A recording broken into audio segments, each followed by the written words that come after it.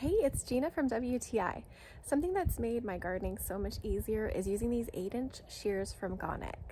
The handles are super comfortable. I can use them for a really long time without my hands getting blisters or seizing up because I've been using them for too long.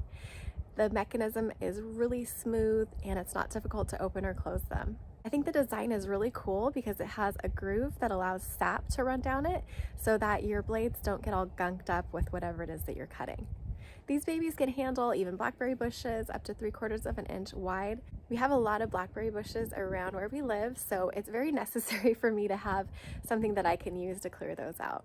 I've also used them to nip off little branches from trees and bushes and to trim back my herbs and deadhead flowers. These are super multi-purpose and very sharp, so I would recommend wearing gloves with them. Make sure you don't cut yourself. Having the right tools makes all the difference in the world, so I am so happy that I have these shears. I use them all the time in the garden. I highly recommend them, and that's my point of view.